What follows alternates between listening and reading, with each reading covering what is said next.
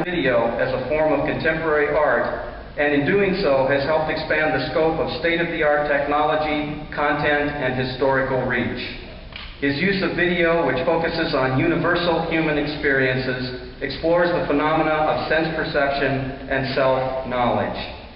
Following his keynote remarks and question and answer session, he will be joined by Tracy Fullerton and Kira Perov for an informal presentation of The Night Journey, a work in process which utilizes video game technology. This project was begun by Bo Takahara, founding director of Zero1 and coordinator of Isaiah 2006 Symposium and Zero1 Festival. With the help of Kevin Tashira, a founding board member of Zero1 and part of the Intel Global Communication. Thank you very much. Do I get to use this thing? I think we have some new city council members, so I'd like to recommend that all the Silicon Valley corporations donate 3% of their profits to media art.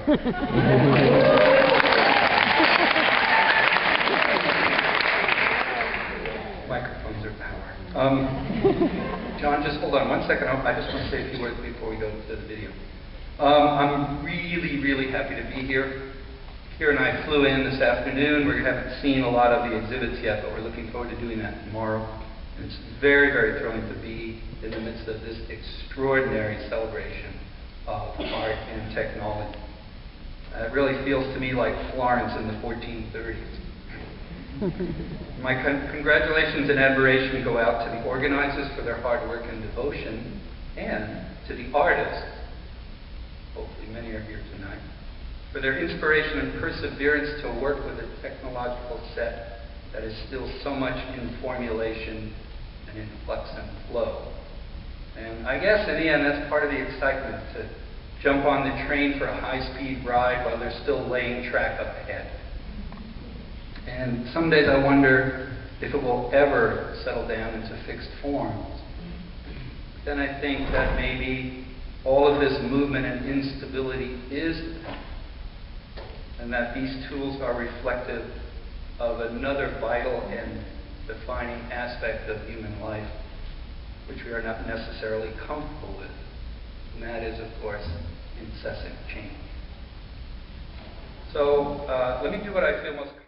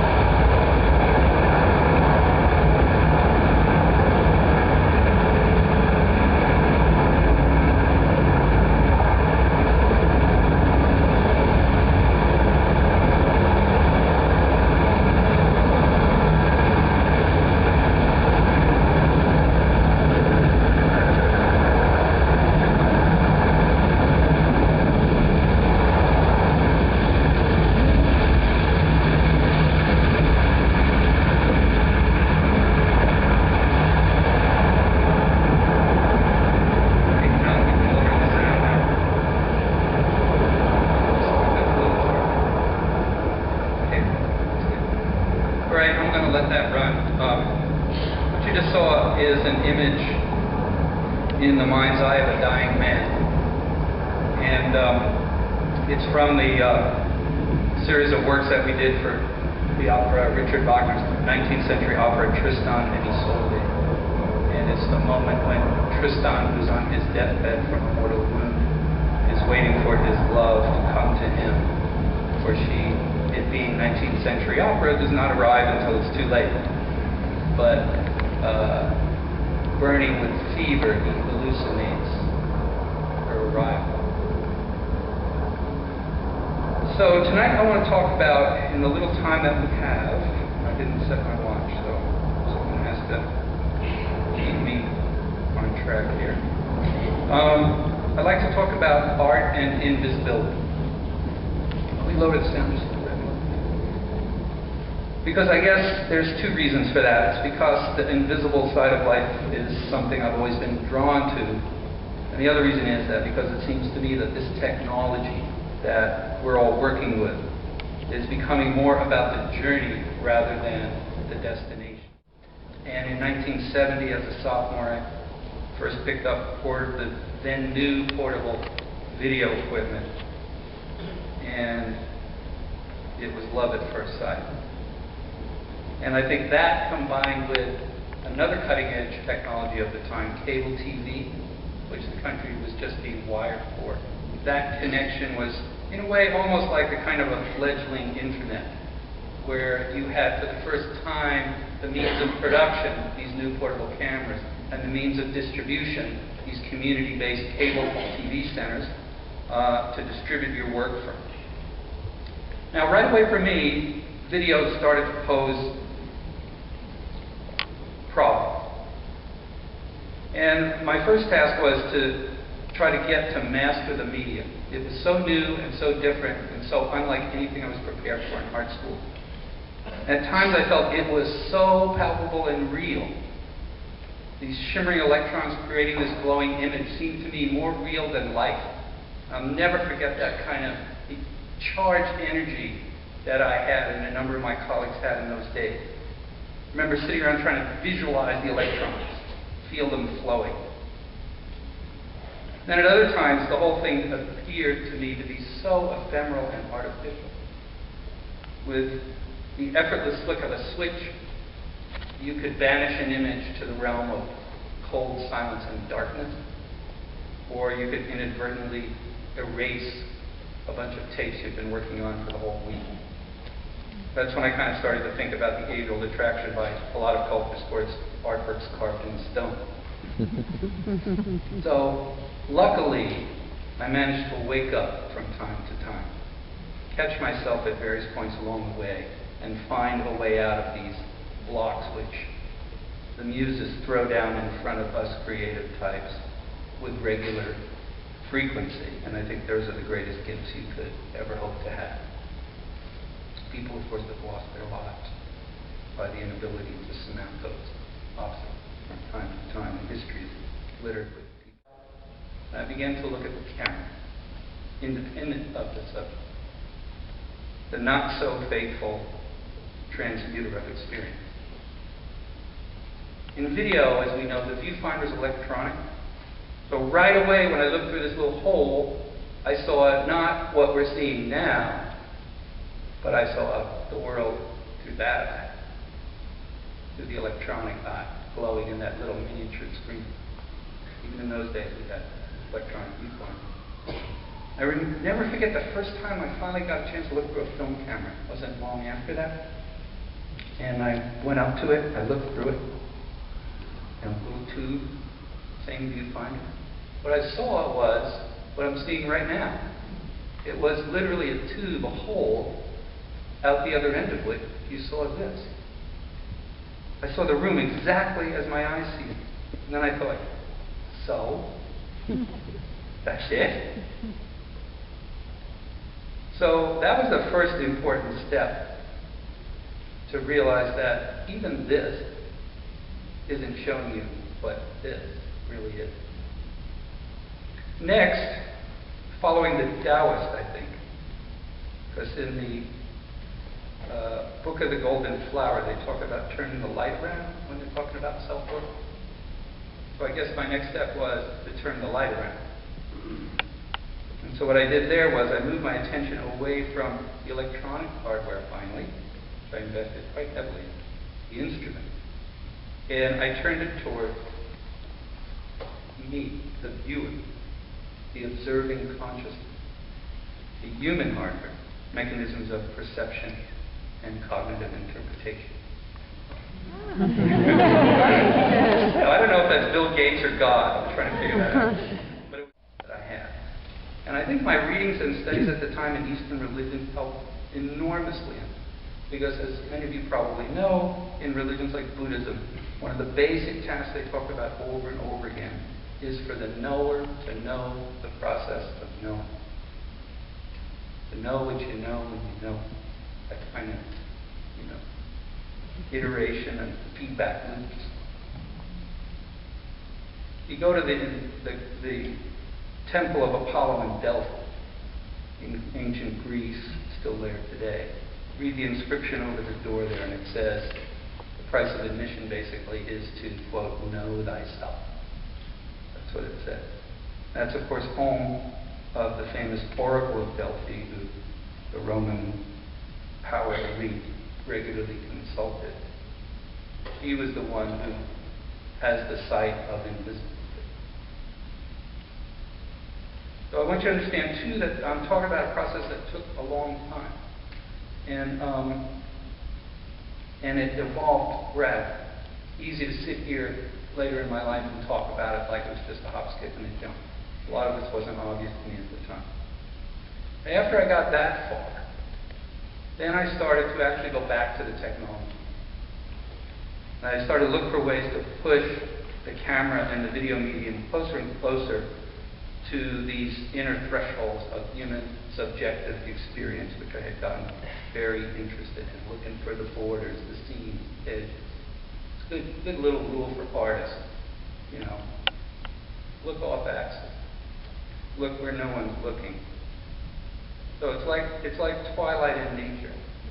Twilight is a time in nature when she's unstable, when the nocturnal world is waking up and the daytime world is going to sleep. And it's not a cut, not a nice clean line. It's a blend.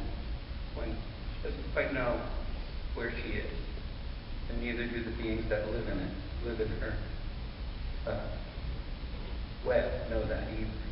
The point when the objective and the subjective meet. So I became very interested in the limit of the image.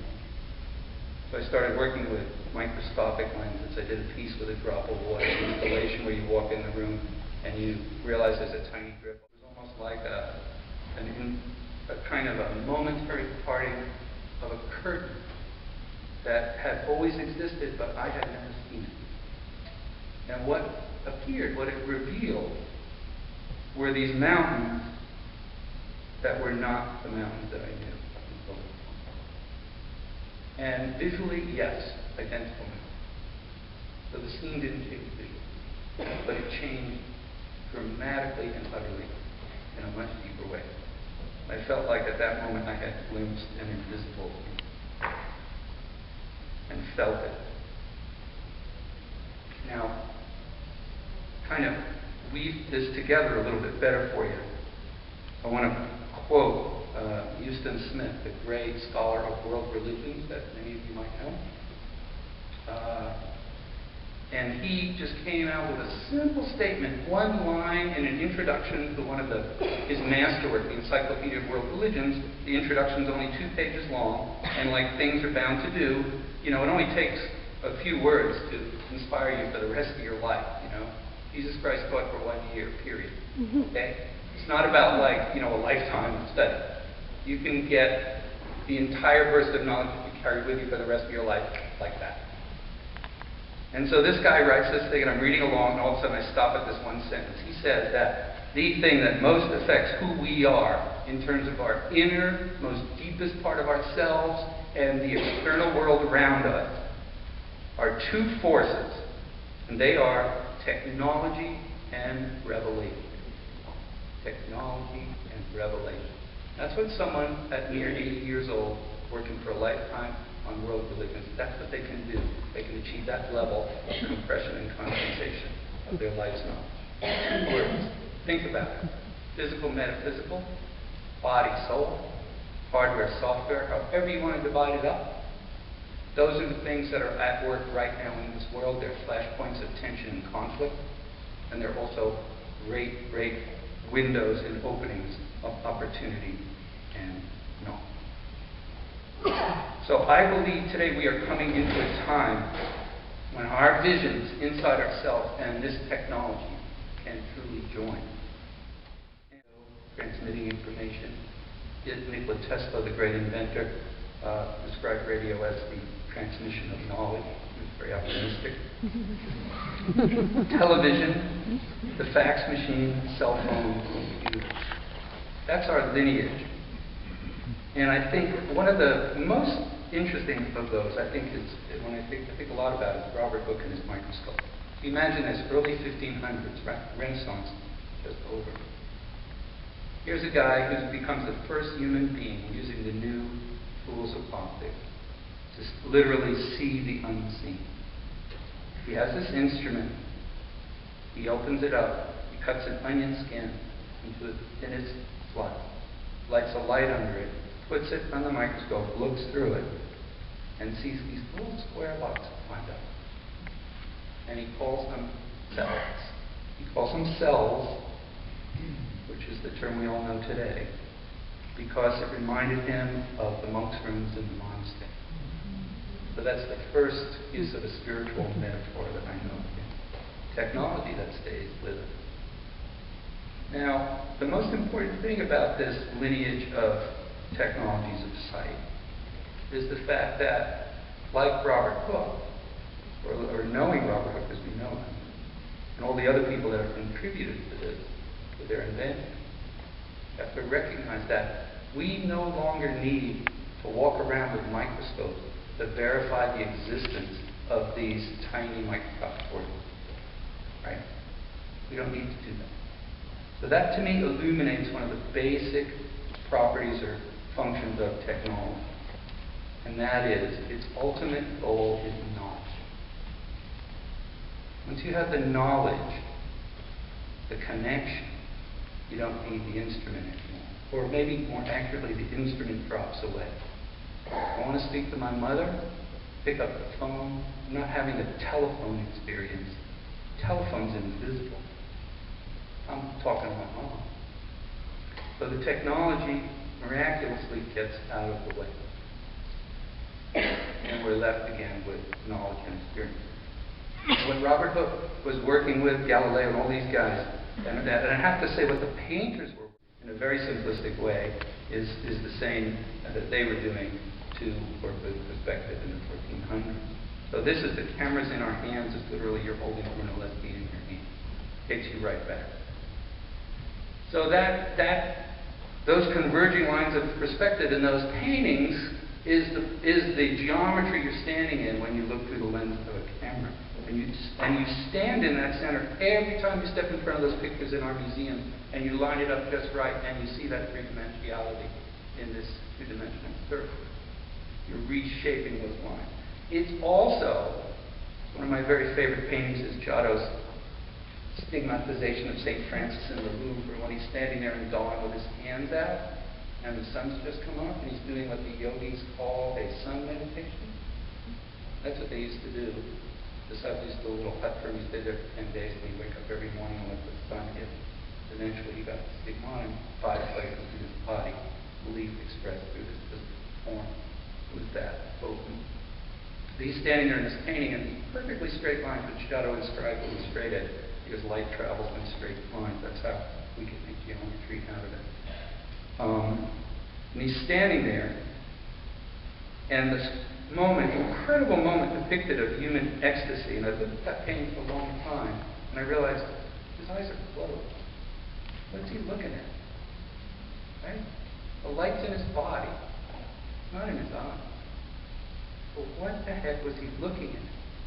Then I thought about other kinds of moments of solitary human ecstasy, spiritual retreats, vision quests, journeys into the wilderness, kind of ascetic practices. It's up or down. And he was trying to figure out how that works. We built these tanks with water that's the same temperature as your blood, and it's sort of dark in there, and it's absolutely soundproof, and you go in there and and in that deprived state where the body has absolutely no external stimulation, what is present? Image. Image. Everybody that went in there saw it. Everybody. And that's what these guys were doing. That's what they were looking at.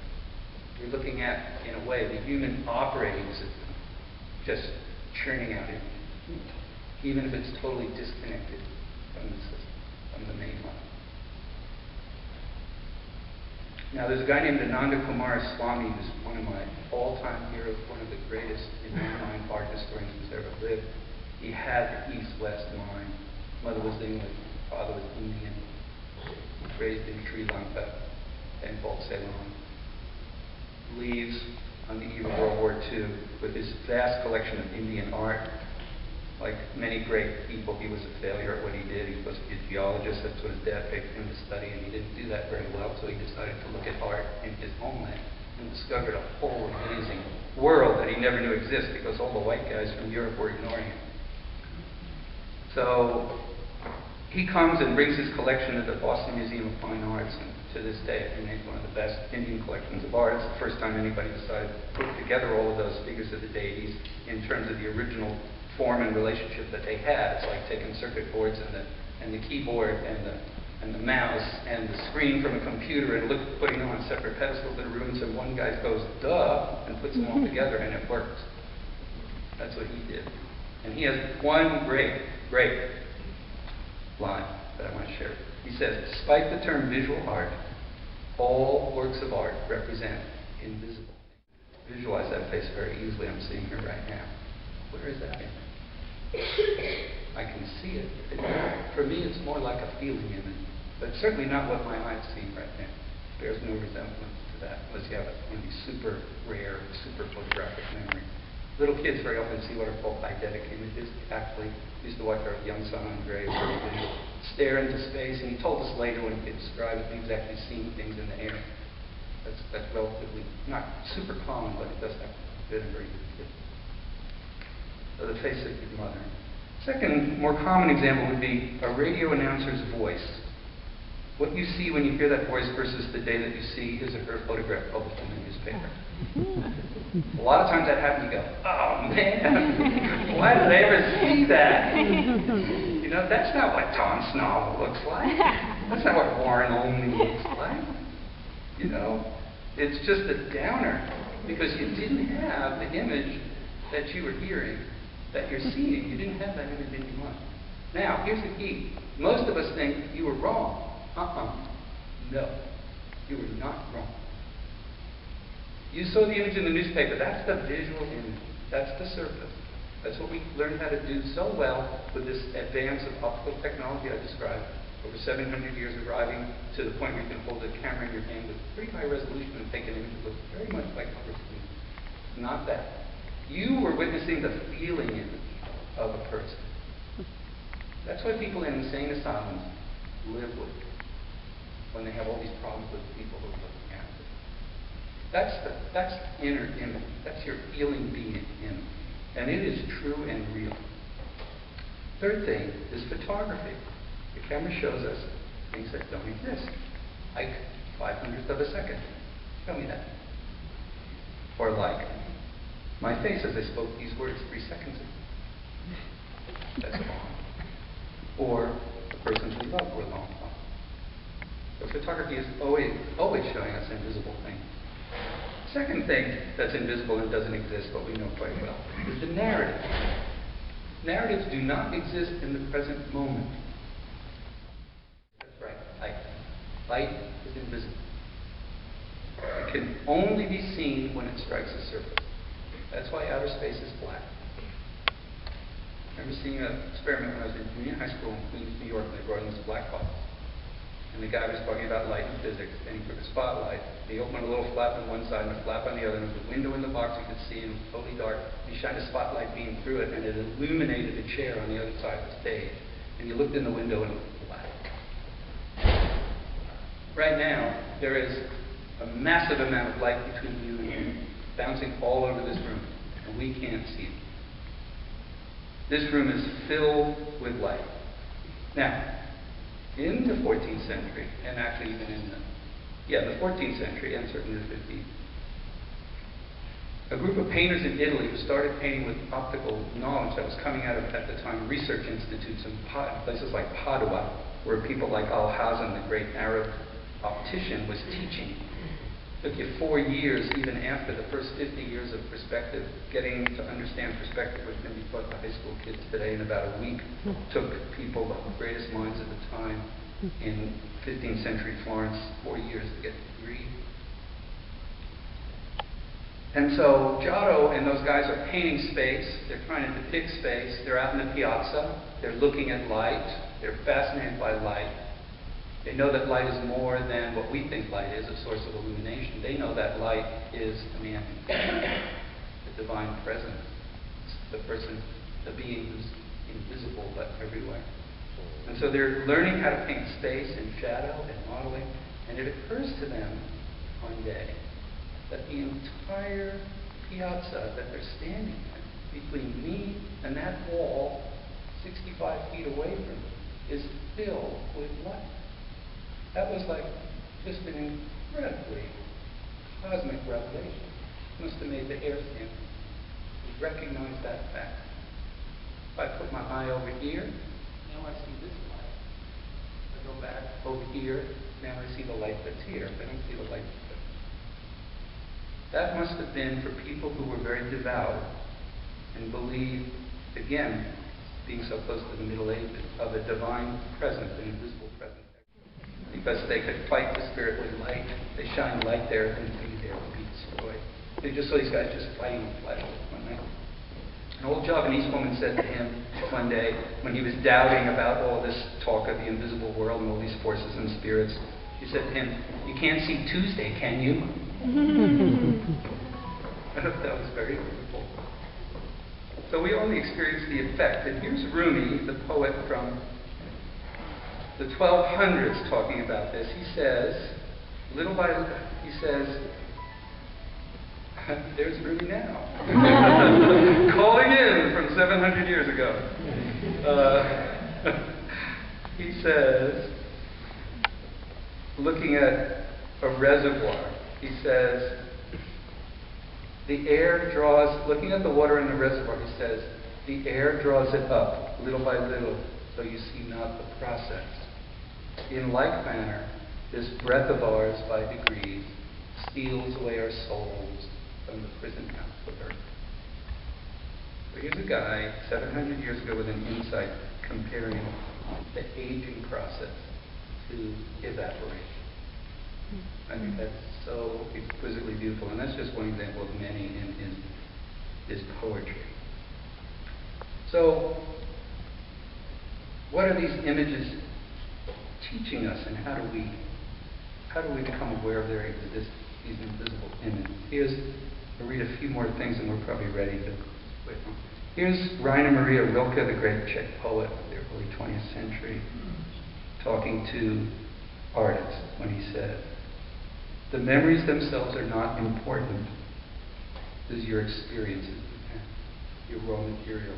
He says, "Only when they have changed into our very blood, into glance and gesture, and are nameless, no longer to be distinguished from ourselves, only then can it happen that in some very rare hour the first word of a poem arises in their midst and goes forth from them."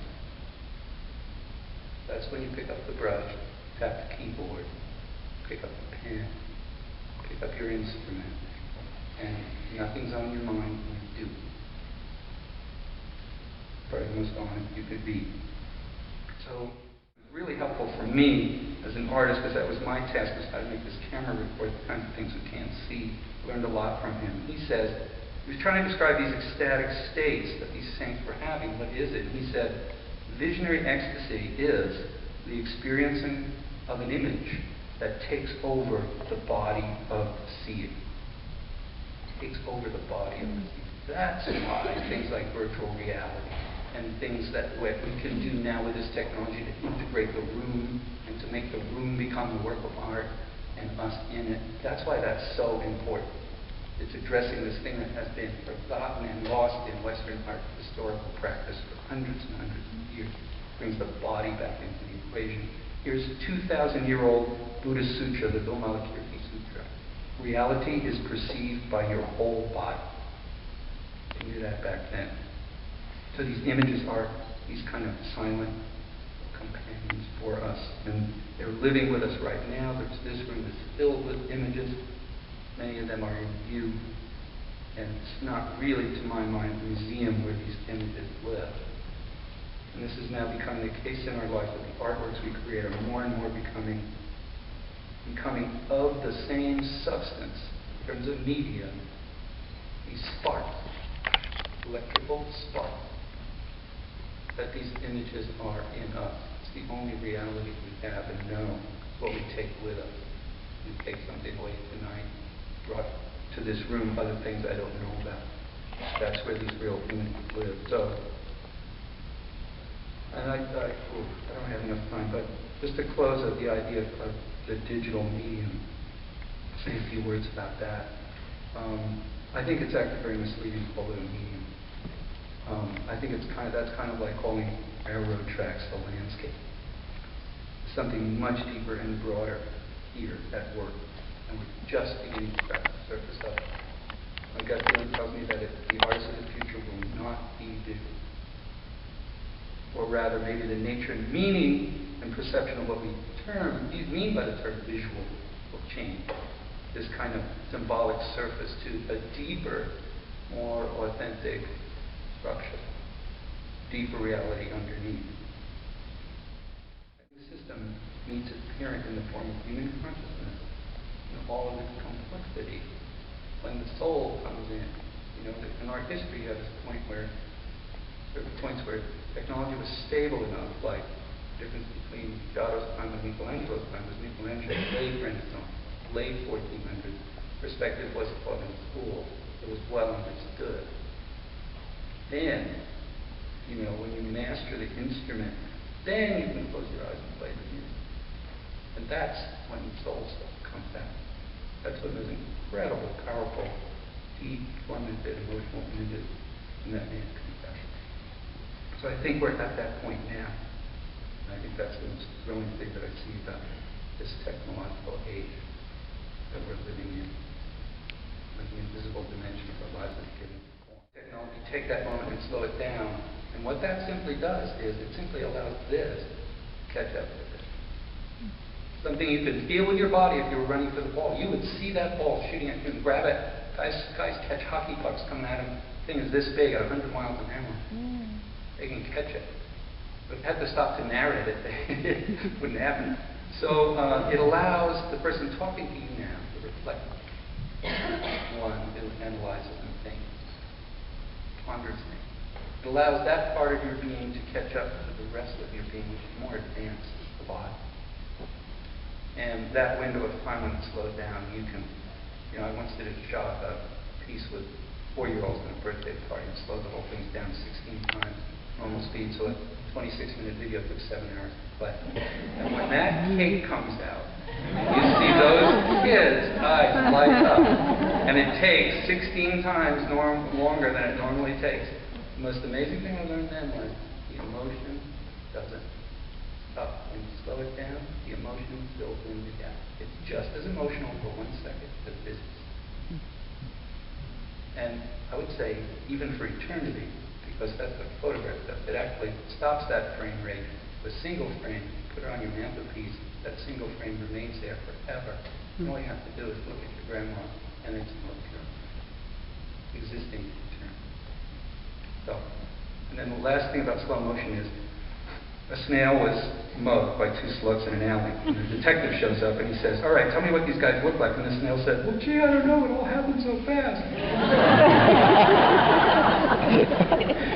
Okay. It's the only true philosophical statement I've made today. So another perfect segue to another question that was asked by several people. Trick question maybe. Are you religious or spiritual? Yes. Yeah, I'm quite spiritual and religious, but I don't prescribe to any one religion. I was raised Episcopalian when I was young, and they get you when you're really young. It gets in the blood with all those images and smells and candles and everything. Awe isn't bad. What do you think about and how that informs and affects some of the new art that's being done today? Oh, I think it's incredible right now. I'm so envious that I'm not 21 again. All this stuff is going on. I think it's a different scene, though, today, and that's something that I think should be kept in mind. I think young people today have a much more difficult time than I did growing up 30, 40 years ago. What's the difference is that things are much freer, much more open, much more ubiquitous, greater volume of things flying around us. You have greater opportunity. If I get an idea on the way home, I can go home and I can get it on the internet to be seen by potentially millions of people around the world by this evening. That's pretty extraordinary. On the other hand, this massive kind of activity and energy is thrilling and exciting, but at some point as a practitioner, practice is really focused through blocking out things, not through opening up. The opening up part of all practices are very important, especially because most of us are closed. But the one that walks around open at all times, or to put it another way, a believer in everything is really a believer in nothing at all.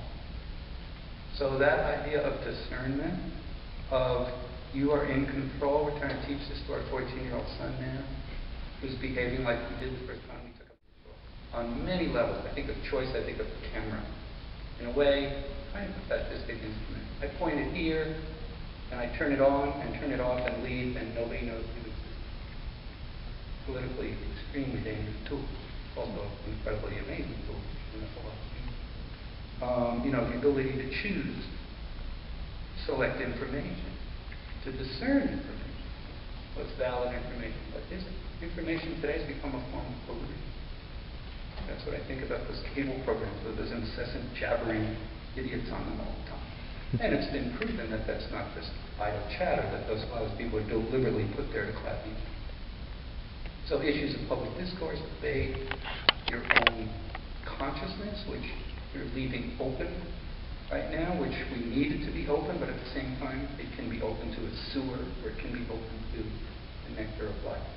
So it's a really, really tricky time.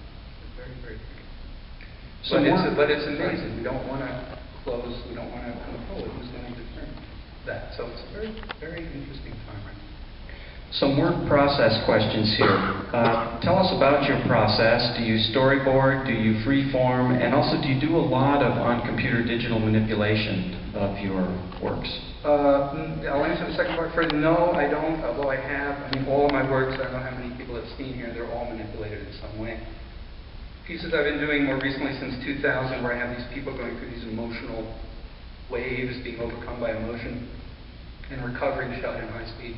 Motion.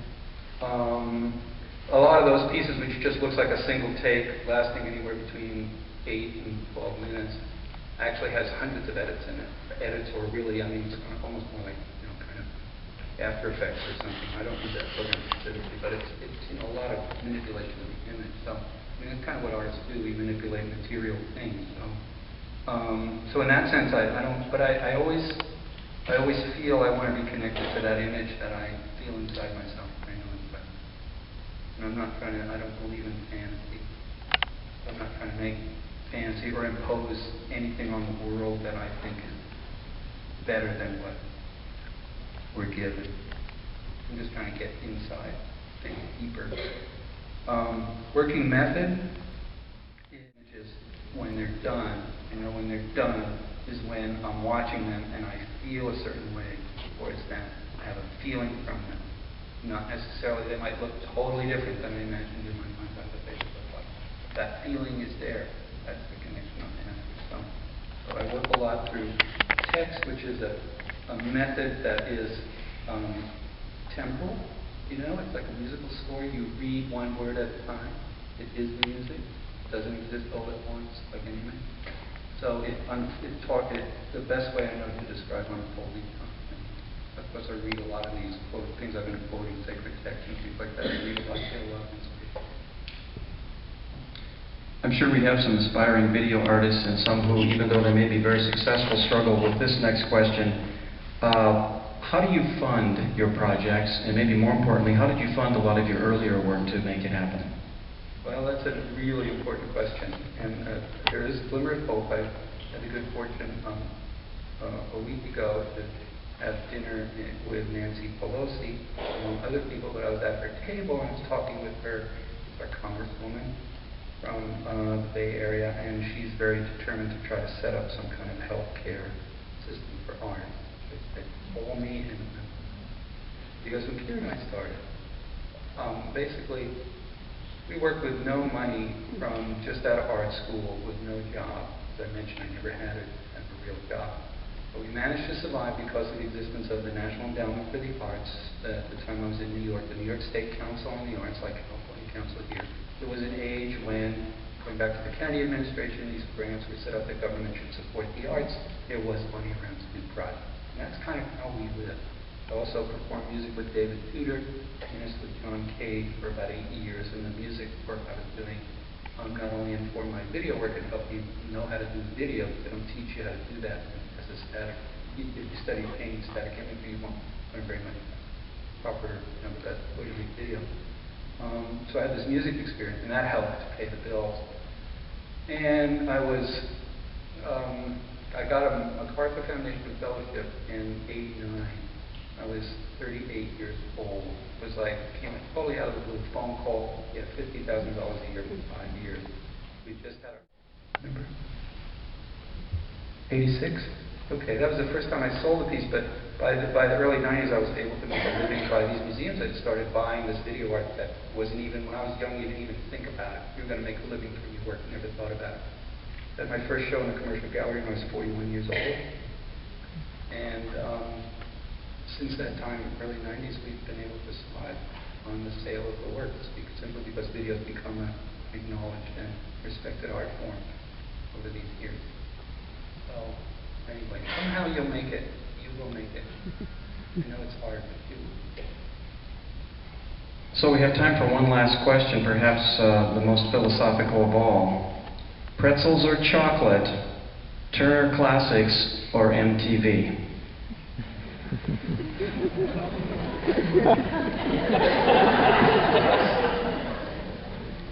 This person who wrote that around. Okay, True confessions time. Turner Classics or TV or MTV? Is that a trick question? Good question. Yes. No trick question. No. So what do you want to know? Who put in that question? They're not going to confess now. Thank you very much. Do I get to use this thing? I think we have some new city council members, so I'd like to recommend that all the Silicon Valley corporations donate 3% of their profits to media art.